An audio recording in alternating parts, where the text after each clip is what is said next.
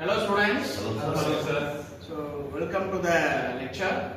So today we are going to see about Rayleigh Ritz method as a design thinking approach, right?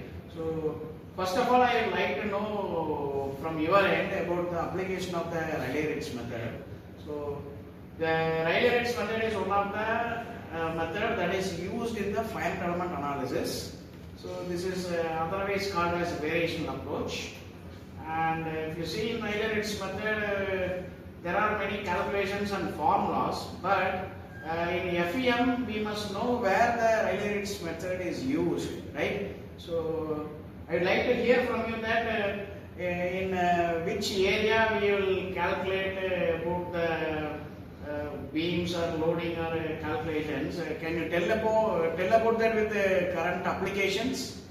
Sir, myself consider using applications in bike chases and bike chases and arts. Rayleigh Ritz methods are using suspensions or carrying the load of vehicles. Rayleigh Ritz methods is used.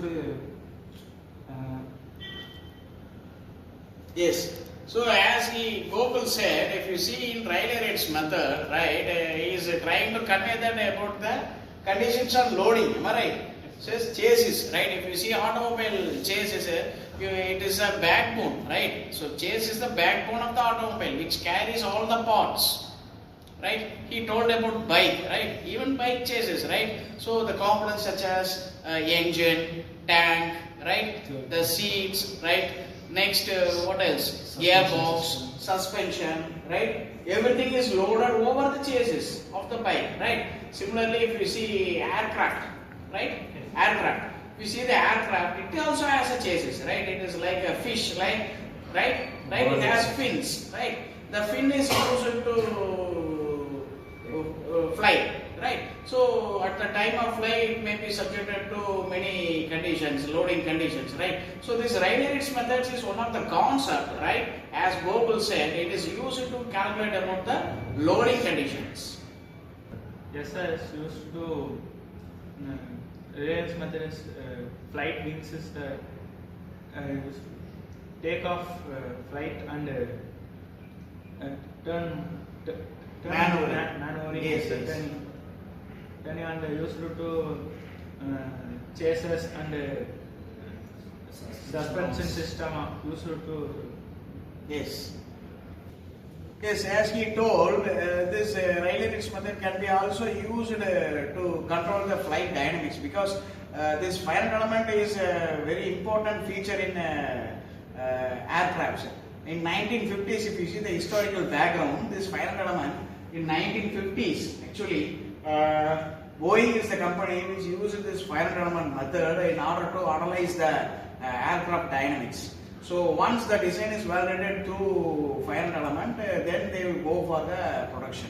So initially the calculations are all done by using this finite element method. So now we are here to use, I am telling here about the formulas used in the Rayleigh Ritz method. For example, the basic formula is the Fourier series, which is y is equals to a1 sin pi x by l plus a2 sin 3 pi x by l.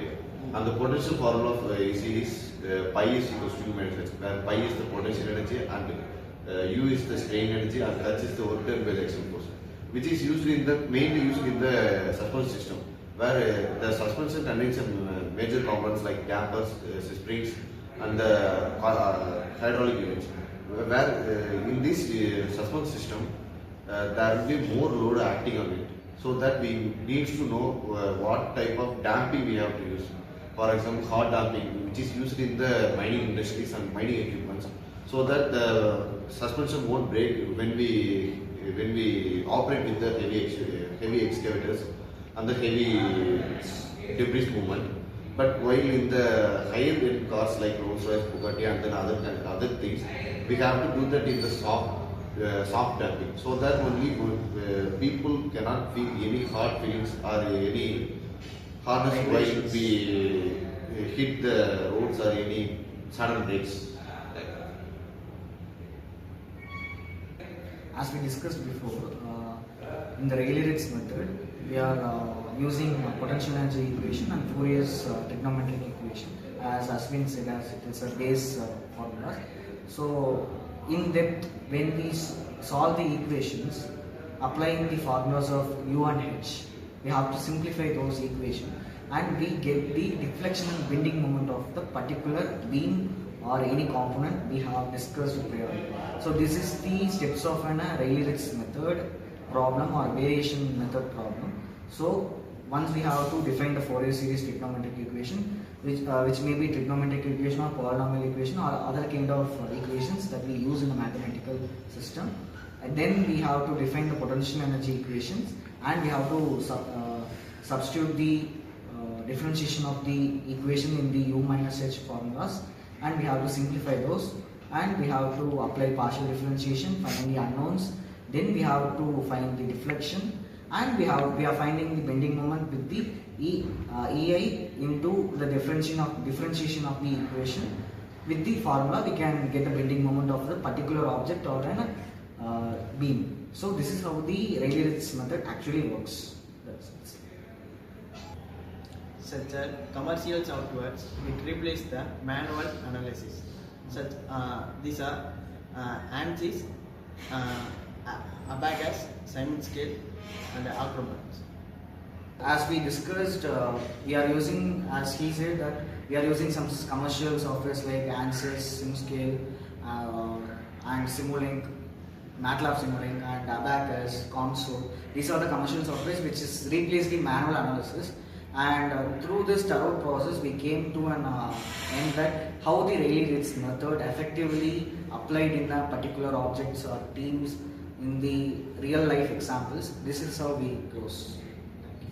As the result, they are spoken about the analysis of weight through the Rayleigh Ritz method to analyze the weight acting in the chassis about the car or robotic arms, etc. So it can be also analyzed by some softwares such as ANSYS, Abacus, etc. So we can analyze these structures, and we can also form as a product. If it has any error, we can also correct it and launch as a product. Thank you. Yes, that is the closing remarks of this discussion. So we all know about the Rayleigh Ritz method, and this method is used to calculate the load that is acting upon the structure. It can be a robotic arm, it can be a flight, aircraft, right, or a bike or anything, right? So this loading can be calculated, and what is the deflection or the bending moment that can also be calculated by using the Rayleigh Ritz method. So here we use the potential energy approach, that is phi is equal to U minus H, and if you see U is nothing but the strain energy and H is the work done by external force. So once this is done, we will find the U and H and we will substitute the values and we will find the unknowns, and we will apply the boundary condition, that is where the load is acting, where the maximum deflection is bending is acting. There we use the boundary condition. Say the load is acting at the center of the beam, so the entire length is L. If we say L, the center of the beam is nothing but L by 2.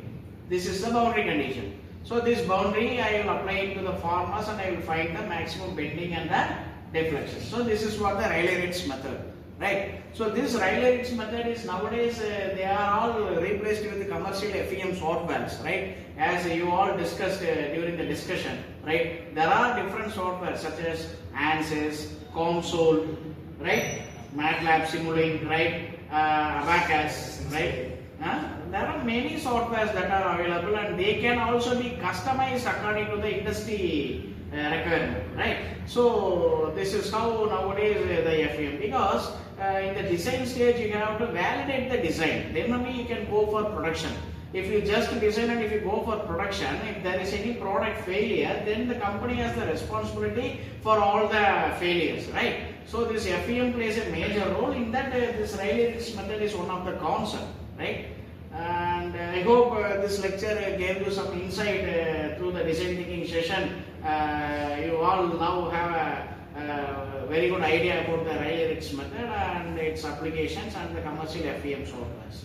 So we will meet in the next lecture. Thank you. Thank you. Thank you.